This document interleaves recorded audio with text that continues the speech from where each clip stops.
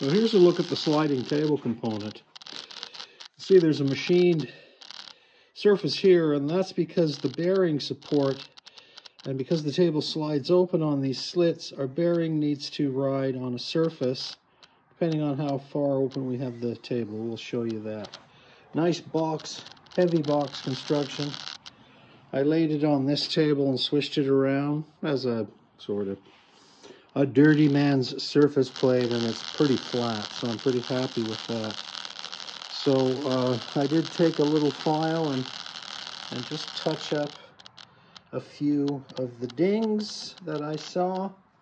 Anything here, I stoned a couple little spots there where, you know, you can kind of see people dinging stuff.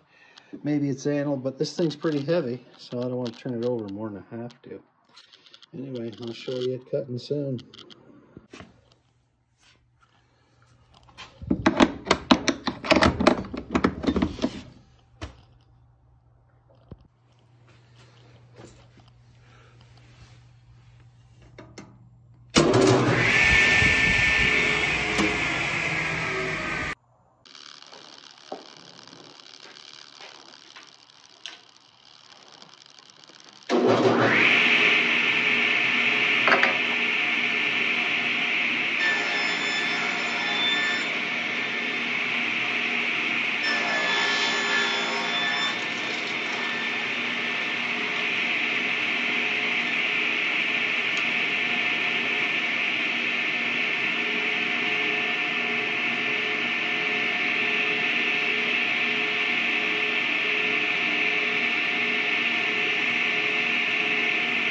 Not too bad. I haven't even put the dial gauge on it. Well, you know, every now and then I get lucky. Now, guys, I haven't even fine-adjusted it yet. And that's just straight off of the settings if you saw me starting to set it up. And you know, well, it looks like I'm just a little low. And if I look at the end there, maybe I'm a little bit this much. But we know how to adjust that. And we're going to adjust it with this component, not this component. And, you know, so for the first time out of the gate, I'm pretty happy. Gotta like that.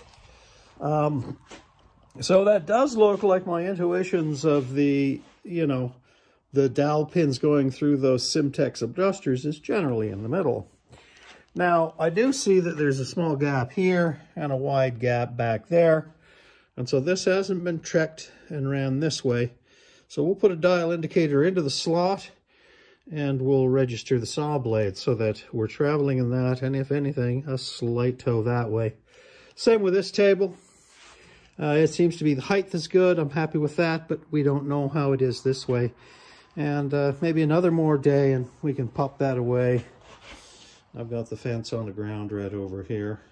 A few other things to do, fit a riving knife. Now, the only roller components I have engaged are the carriage, outrigger carriage here. And what is usually a problem, and what I consider a real slider has the table right up against the fence. It doesn't have a little part and a part of the table saw, because you're unable to clamp stuff down beside the blade if you don't have that.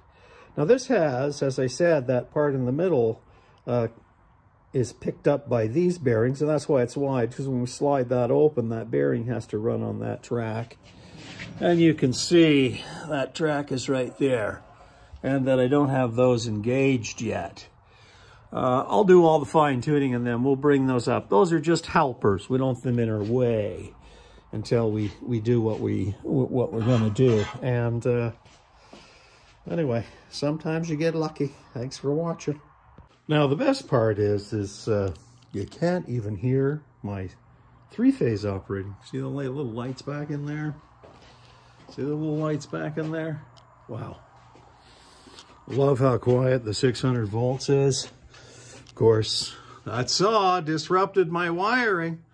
Still got to run my drops. And then I go upstairs to run three-phase. Thanks for watching.